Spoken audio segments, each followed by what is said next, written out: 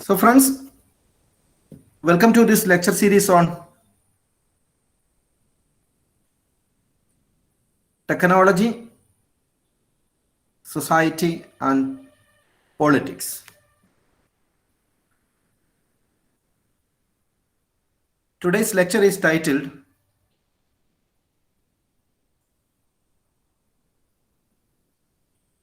Rage Against the Machines, Impacts of Future Technology. Friends, on 9th October 1779,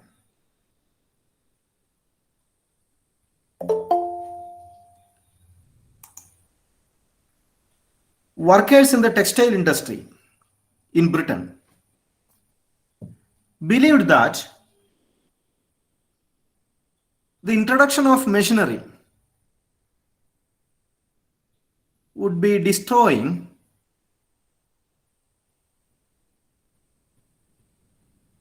the skilled labor of artisans.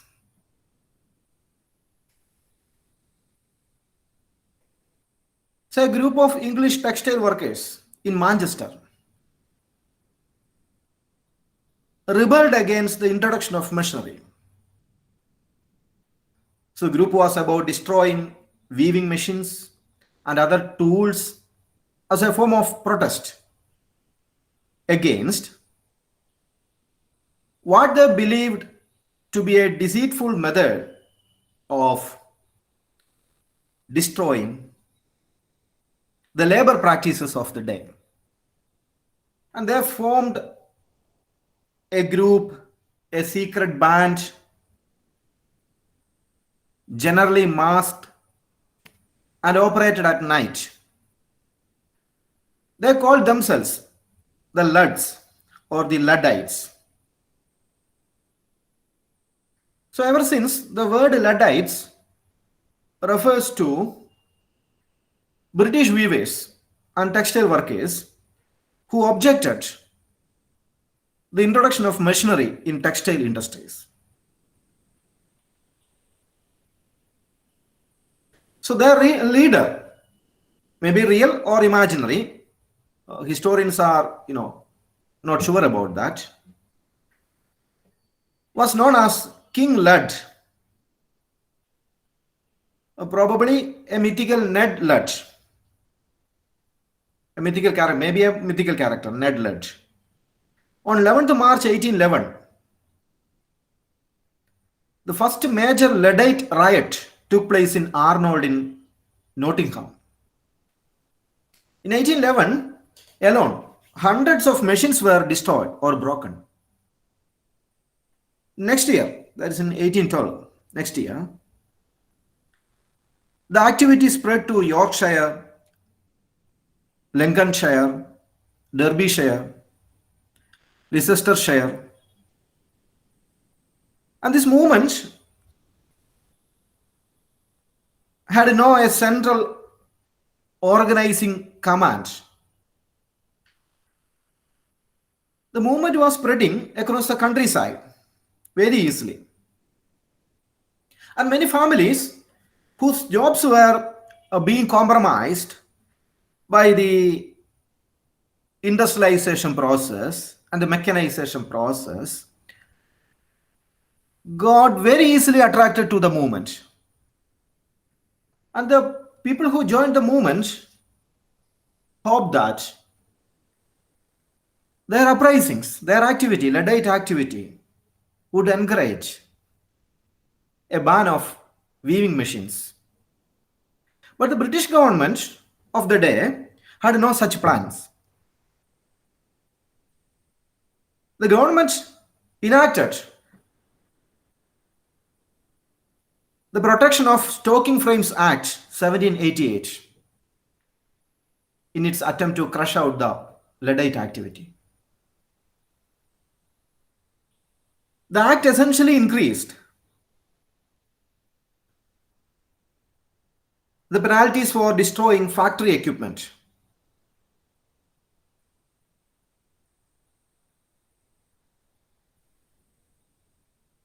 The wealth of the factory owners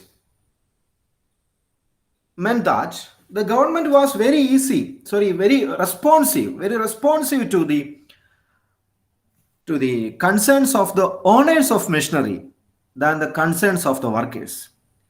And in accordingly, the British government sent 14,000 soldiers into the areas which were affected by Luddites. And the Luddites started battle with the British army.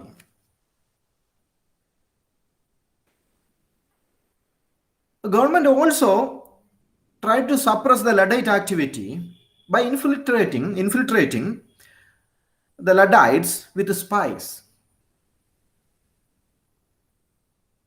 And in April 1812, some of the Luddites were gunned down at a mill in Huddersfield.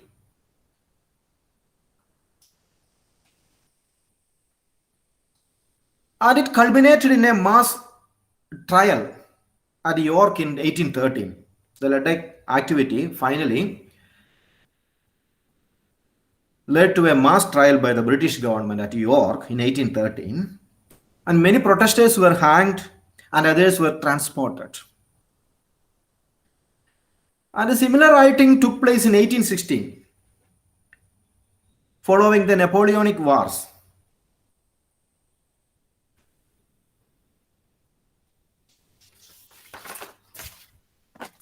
And the harsh response, which resulted in the imprisonment, death, or being sent across the world, was enough for the government to suppress the Luddites.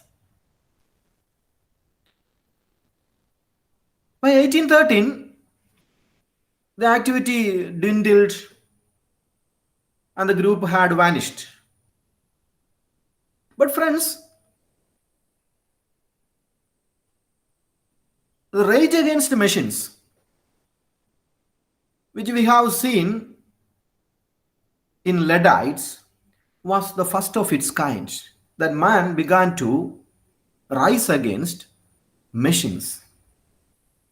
So friends, the term Luddites is today used broadly to signify any individuals or groups who are opposed to technology. So the word is generally used to refer people who do not like technology. So if you are called a Luddite, that means you are a person who doesn't believe in technology, any kind of technology. And in an essay in 1984, a famous novelist, Thomas Pynchon, wondered and said, if it was okay to be a Luddite, then he was meaning that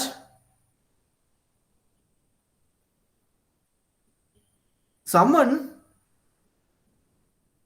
who opposes today against technology is a fair act,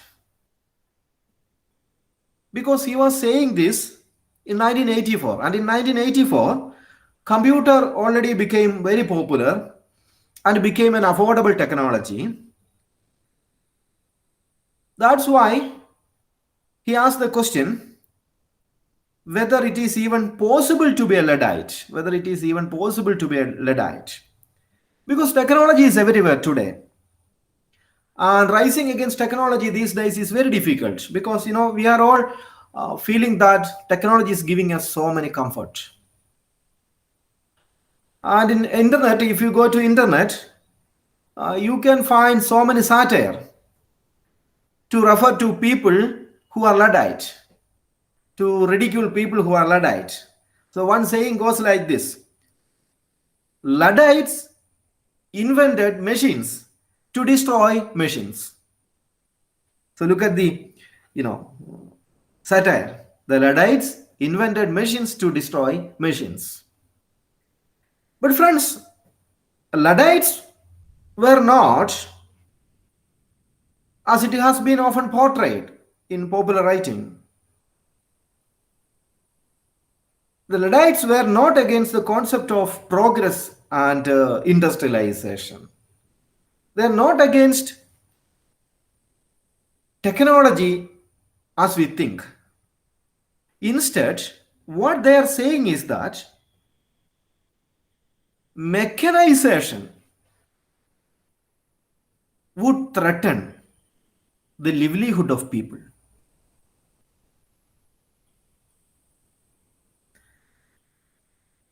And the Luddites represent a fear among people that mechanization would threaten the skills of skilled artisans, because the skilled artisans took so many years to shape their craft. So there was a growing fear among labor force in the 18th century that the replacement of skilled labor with machines would gradually destroy the labor power of craftsmen of the day. So the craft of the artisans are shaped by years of hard training and experience. And the introduction of machineries are soon going to rob the artisans of their very basic essence as a human labor. Hence, the people affected by machines or the mechanization were keen to prevent the introduction of machines into industries. So that was also rational, because people thought that the technological transition would prove disastrous for the artisans. But friends, the Luddites became typical for the period, rebelling against the threats of their livelihood, the threats of their jobs, the threats against their own craft, skilled craft. So they were trying to find a position in which they could find a better condition of wage. So, but their struggles, the Luddite struggle represents the epic example of man's rage against machines in modern world. But friends, today in 2021, we are living in a new social situation. And Luddites philosophy is no more working for us. Hence, you will have a neo-Luddite turn, against machines. That's why the title, The Rage Against the Machines.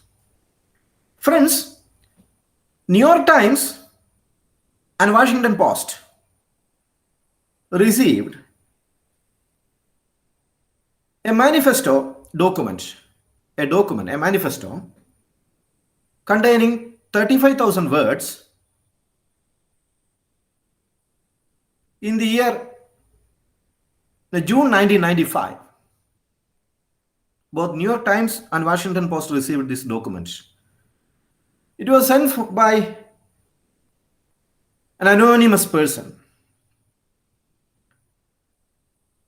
But the document can be said to be the birth of a neo-Luddite turn in contemporary world.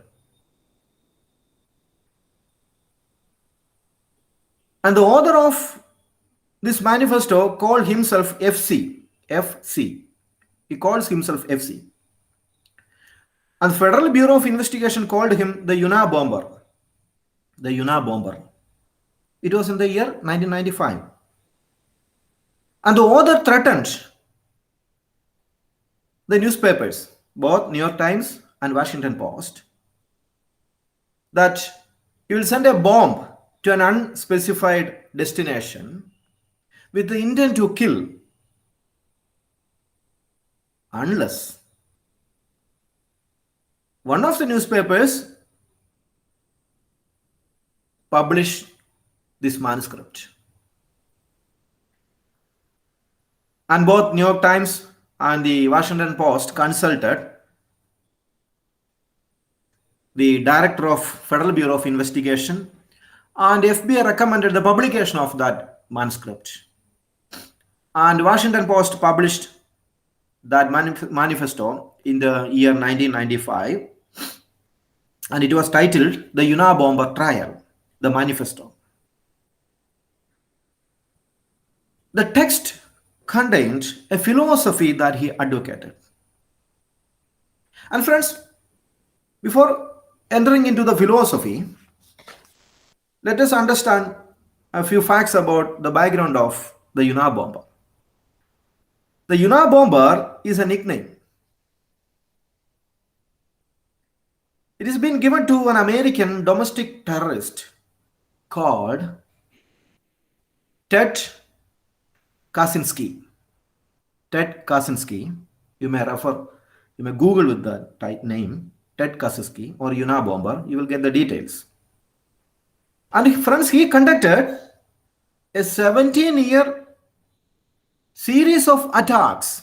A 17-year series of attacks using mail bombs.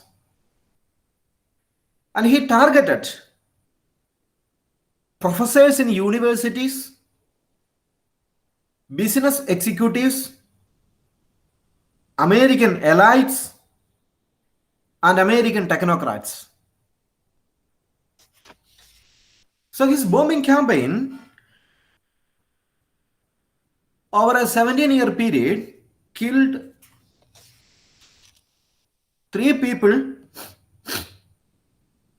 and the bombing injured 23 other people. And his bombing started in the year 1970s, and he was mysteriously booked by Federal Bureau of Investigation in the year 1996. Nobody thought that he would do this.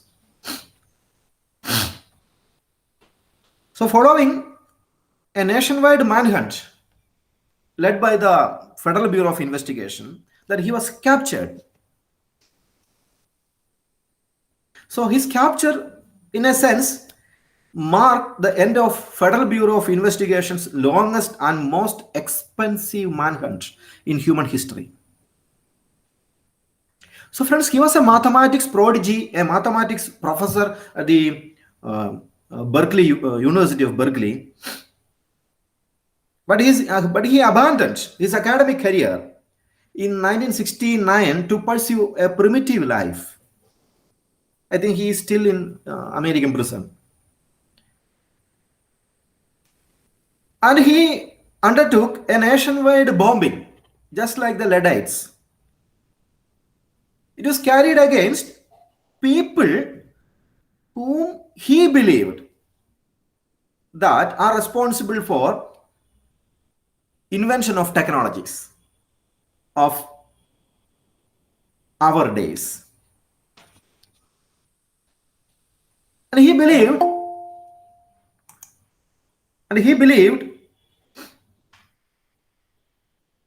the development of technology and the destruction of environment will continue because American academics, American technocrats, American entrepreneurs are destroying the world. So that he is targeting all the people who invent new machines. And Kaczynski's critique of civilization, of course, draw the parallels with the Luddites movement of the 18th century. And Kaczynski's brother, David Kaczynski, stated once that Kaczynski considered Jacques Ellul's book, The Technological Society, as Ted's Bible. So we can have a brief understanding of Kaczynski's philosophy to understand the Neo-Luddite rage against machines. The Neo-Luddites rage against machines. Friends, Industrial Revolution was a disaster for human race. Mechanization was a disaster for human race. Technology was a disaster for human race. Enormous dangers are being posed by industrial societies. And the sort of danger that we face from technology, from machines today are not normal in human societies. Look at the primitive man. The primitive man suffered less from technique. The primitive man had lesser frustration. And the primitive man was therefore better satisfied compared to the modern man like us. And of course, it is true, that not everything was happy in the primitive world. Abuse of women existed in the primitive world because Australian Aborigines had abused their women. Or transsexuality was fairly common among the American Indian tribes. So that's why you should not believe that primitive man had always a good life. But comparatively, primitive man was less frustrated compared to the modern man. Today, friends, people live more by virtue of what the system gives to you than by virtue of what you are able to give to the system. Today, people have no purpose to life. Today, people have no meaning to life. And there is no real goal of life today. Your goals of life had been confined to your immediate priorities. You don't have any long-term goal in life. Because the power process disrupted our society through a deficiency of real goal and meaning to life. We have a deficiency of autonomy in the pursuit of goal. Even if you have some goals in life, you are not able to pursue it because system is created like that. Your life largely depends on the decisions at the system level. Hence, you are less autonomous today. For example, friends, your life depends today on a lot of factors which are not on your hand. Your life depends on whether the safety standards at a nuclear power plant are properly maintained. Otherwise, your life will be at risk. Your life is dependent on whether the safety standards in the electricity supply line in the street are properly maintained. Your life is dependent on how much pesticides is allowed to get into your food that you eat in your dining hall. Your life is so much dependent upon how much pollution can be permitted into the air where you live. Your life is so much dependent on how much safety standards can be ensured in the LPG transportation system that operate in your local street. Your life is so much dependent on how much skillful your doctor is. Friends, look, even if you have a purpose to your life, you cannot move on because all these things are being set at the system level. And once these systems take decisions for you, you can pursue with your goal. That means you don't have any autonomy in your life. Weak the system, more the vulnerability you have. Whether you lose or get a job is not at your hand. No matter how much you work very hard, how much intelligent you are, doesn't matter. Because giving you a job is taken at a system level. It is decided by government policies. It is being influenced by the economists. It is being influenced by the corporations. It is being influenced by the executives and so on. No matter how hard you work, how much intelligent you are, there is no certainty that you will get a job today. Most individuals are in a position, are not in a position. Most of you are not in a position. Most of you are not in a position to secure yourself against the threats that we confront today. We cannot solve the problems of LPG transportation system, or we cannot solve the safety standards in the problem of safety standards in the nuclear power plants, or you cannot solve the problems in the electricity supply line, because it is not in your own hand. It operates at the system level. So the individuals search for security. Your search for meaning to life, your search for meaning to life is frustrated. So you feel a sense of powerlessness today. Modern man has so much obsession with longevity. Modern man has so much obsession with the physical vigor and sexual attractiveness. Even at an advanced stage, even at the elderly age, people are so much concerned about the longevity, maintaining physical vigor, and maintaining sexual attractiveness. Why? Because it is a symptom of unfulfillment, that people don't have a real meaning to life. That's why we are all behaving like this. It results from deprivation with respect to the power process. One important way in which people satisfy their needs is by engaging in surrogate activities. And surrogate activities is not real natural and human activity. It's an activity against nature. And what is surrogate activity? A surrogate activity is an activity that is directed towards an artificial goal. Imagine in the primitive world, you are walking in the forest and finding some fruits and you are eating it. That's all. Simple life. There is no greater meaning to it. There is no lesser meaning to it. That was all a survival activity. But today, friends, most of our activities are artificial activities.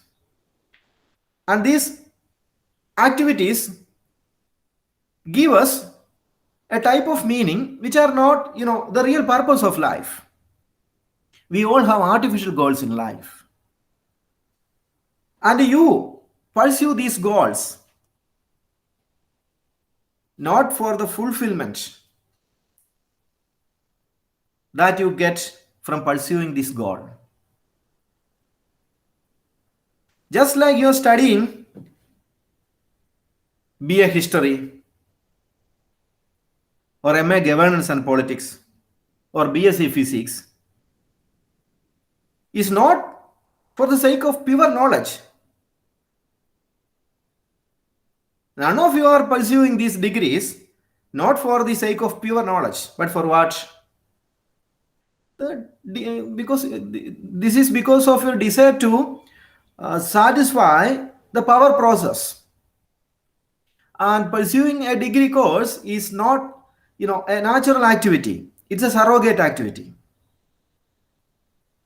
Friends, for instance, you imagine there is no practical motive for building enormous body muscles or hitting a little ball into a hole you may call golf, or acquiring a complete series of postage stamp collection, or playing basketball, or playing a game on your mobile app.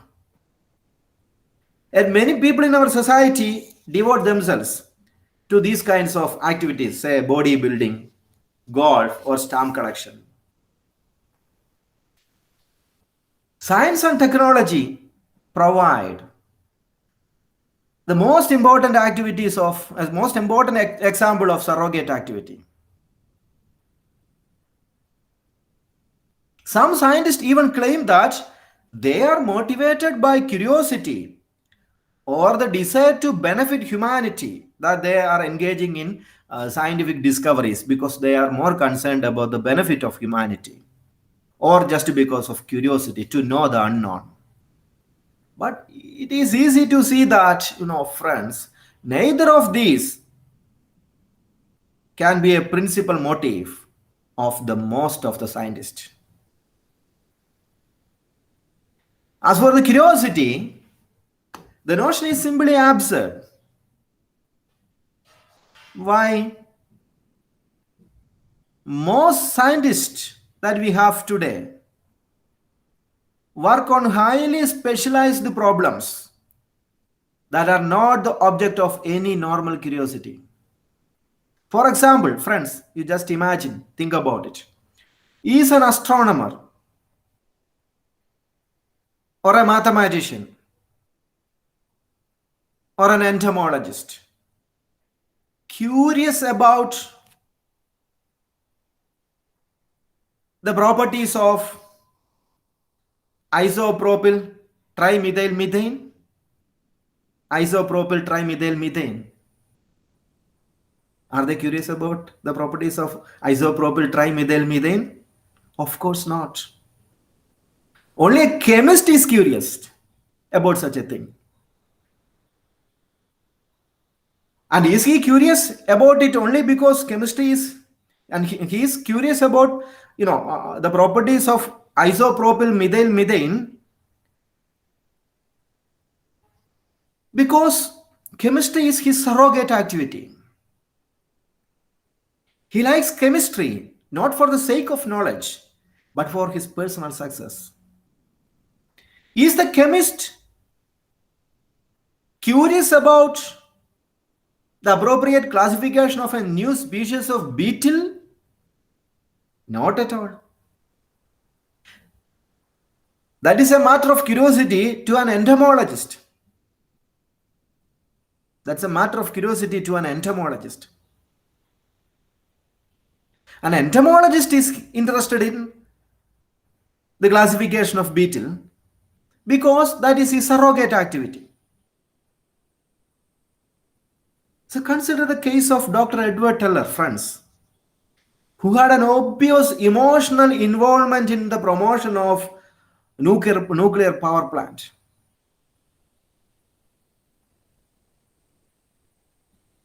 Did this involvement stem from a desire to benefit humanity?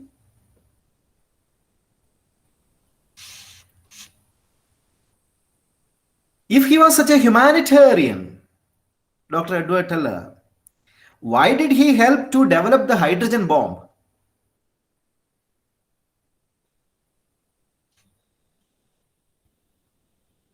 It is very much open to question whether nuclear power plants actually benefit human society. Does the cheap electricity outweigh the accumulating waste and the risk of accidents?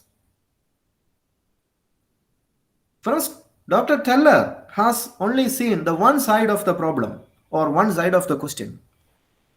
In a technologically advanced society, friends, in a highly technologically advanced society like ours, so we are living in a highly technologically advanced society.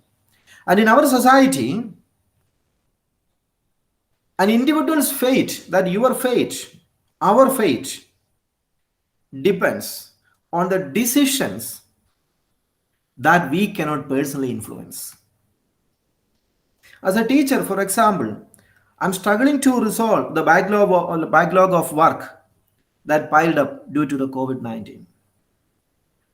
But, friends, the university, the curriculum, the educationalists, the politicians, the government policies about the education during COVID 19, as well as the lot of politicians and technocrats, are taking decisions about how should I behave or finish my syllabus and my lectures. So I am struggling my own way to finish the backlogging work, but my life is so much dependent upon so many other factors. So that, friends, I don't have any personal fulfillment towards my job because it is not decided on my own. I don't have any personal resolution because decisions are taken at the system level. Just like that, friends. A technological society cannot be broken down into small, autonomous communities because production depends on the cooperation of very large number of people and machines. When a decision affects, say, 1 million people, then each of the affected individuals has on the average only a 1 millionth share in the making of a decision. So industrial society is going to be perished. The technological society is going to be perished. Machines are going to conquer us. It's not so far. It's our present. It's not our future. It's our present. And modern technology is a unified system in which all the parts are dependent on one another. Take modern medicine, for example. Progress in medical science depends on progress in chemistry, physics, biology, computer science, and other fields. Advanced medical treatment requires high-tech equipment that can be made available only by a technologically progressive, rich society. Even if medical progress could be maintained without the rest of the technological system, medical system alone will bring a lot of evils to us. So, friends, it is not possible to make a lasting compromise between technology and human freedom. In a technological society, friends, we don't have any freedom. Our freedom is shaped by technology. Because technology is far more powerful and superior than human intelligence. And that technological intelligence invade the human intelligence.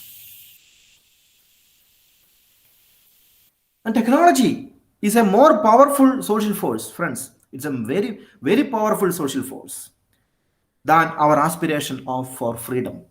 We are aspiring freedom, but the the power of technology, the social force of technologies is far superior to us.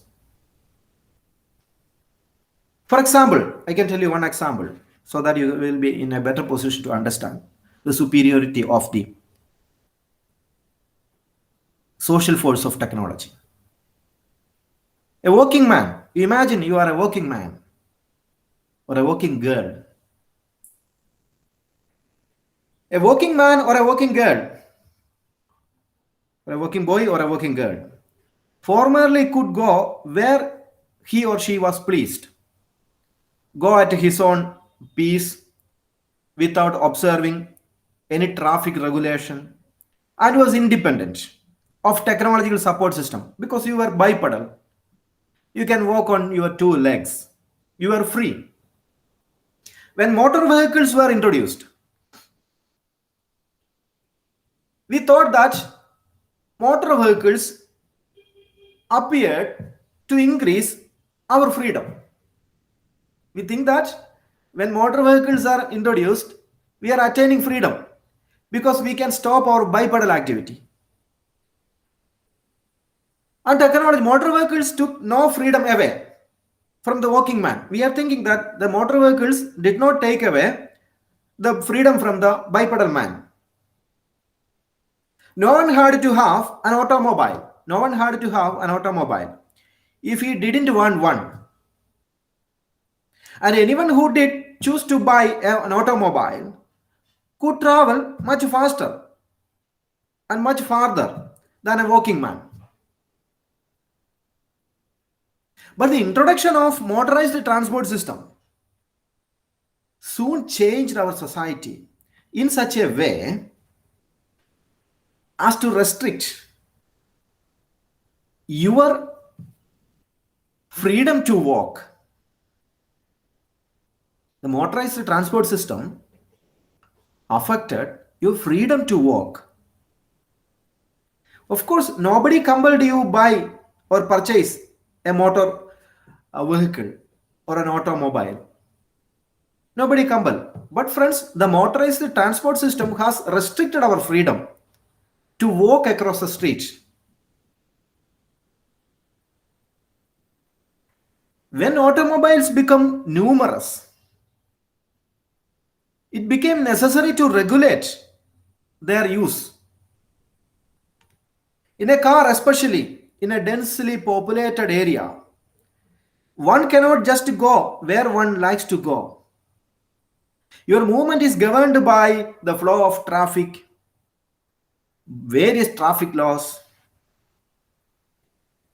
and you are tied down by various obligations, license requirements, driving test, renewing registration, insurance policies, maintenance of your car, maintenance of your car safety, monthly payment on purchase price. So many things are dependent, friends. Earlier, you had to bother about anything. You hadn't to bother about anything. You can just walk wherever you want. Now, look, the motorized transport system, how it is going to curtail your freedom. Now you have to bother about so many things since the introduction of motorized transport. Before that, you were just able to walk the way you want to walk. But that all of a sudden changed when technology has grown up in such a way. A motorized transport system became, inevitable, and you are not in a position to walk in the street. The idea of walking has been lost to a motorized transport system. So even a walker's freedom is now greatly, restricted. In your country, the motor traffic makes it dangerous and unpleasant to walk along the highway. Right? In the highway, you are not at all supposed to walk because there is no such a thing as walking in the road. Why do you create roads? For transportation. But in the transportation system, there is no idea of walking on your legs. There is only the idea of motor cars. So the walking is destroyed. Man's essence, that walking is man's essence. Bipedal activity is man's essence. Look the way in which technology is robbing our essence. So when a new technology is introduced, friends, an option that has existed for an individual for millions of years are taken away. So when a new technology is introduced, an old option will remain no more an option. It will be done away. So with the technology progress, friends, technology narrows our sphere of freedom. Each technological activity takes away our freedom. Electricity, indoor plumbing, rapid long distance communications. No matter how advantages that it has brought for you, it has taken away some of your freedom. But friends, if of course it would have been absurd to resist the introduction of telephone. No, none of us resist the introduction of mobile phone or telephone. because it has given us so many advantages, and it is foolish to object it. Yet, friends, these technological advances taken together have created a world in which an average man's fate is no longer in his or her hand. It is decided at the technological system level. And the same process will continue in future. So technology is such a very powerful force within the context of society. And technological progress takes only one direction, friends. The technological progress cannot be reversed. It goes forward. Once a technological invention has been introduced, all of us become dependent on it. So that, you can never go against it. You cannot do without it. Not only you become dependent on that new technology, the system as a whole becomes dependent on it.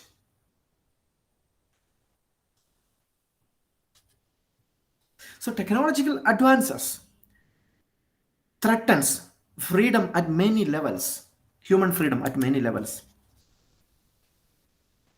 So the control over human behavior will be introduced not by calculated decisions of the authorities, but through the process of social evolution of technology. And you are not in a position to resist the social evolution of technology. Suppose a biological trait, I can give you an example so that you will be in a better position to understand. Suppose a biological trait is discovered. A biological trait is discovered. And by which it is supposed that this biological trait increases the likelihood that a child the child will grow up to be a criminal. And that biological trait is discovered during your childhood. And what the society will do?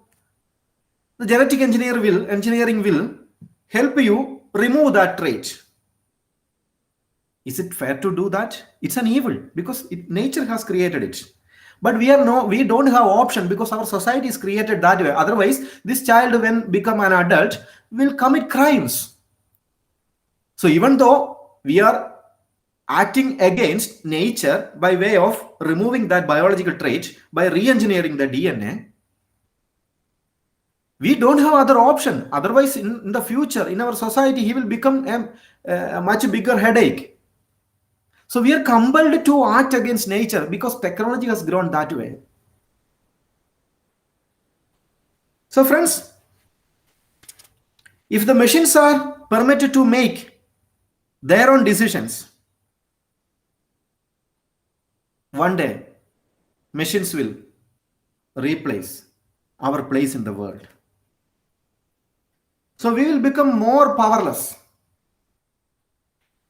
In essence, we will attain a zero power stage. So friends, that's why Ted Kaczynski and Ned Ludd draw parallels. Ned Ludd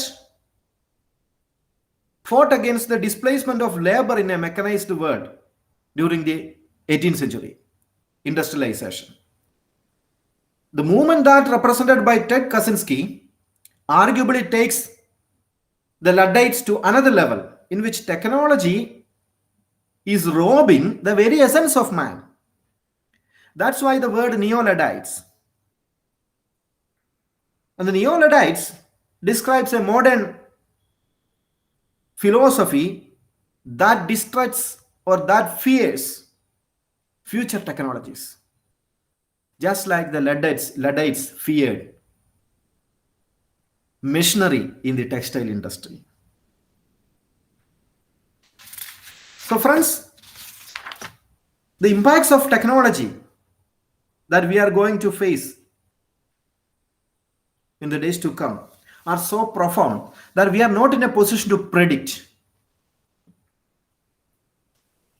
That's why the neo-Luddites as an intellectual movement is so much relevant. So, the rage against machines is natural, friends. Rage against machines existed since the 18th century. So, whenever new technological inventions were